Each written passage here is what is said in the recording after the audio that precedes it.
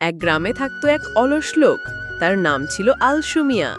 সে সারাদিন কিছুই করত না, শুধু বসে বসে বলতো, কাল থেকে কাজ শুরু করব।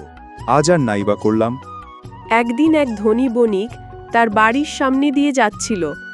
হঠাৎ সে পিছলে পড়ে যায় আর একটি সোনার থলি মাটিতে পড়ে যায়। আলসু মিয়া সব দেখল, কিন্তু নিজে কিছু না করে বলল, এই গরমে উঠব, কেউ না কেউ তো তুলে নেবেই।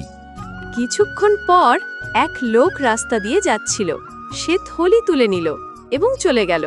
ইস, যদি একটু কষ্ট করে তুলতাম আমার হতো। এইভাবেই অলসতা আলসু মিয়াকে একটি বড় সুযোগ থেকে বঞ্চিত করল। বন্ধুরা, মনে রেখো, অলসতা সফলতার শত্রু। যারা কাজ করে তারাই জীবনে কিছু পায়। এই শিক্ষণীয় গল্পটি পছন্দ হলে অবশ্যই লাইক, শেয়ার আর সাবস্ক্রাইব করো।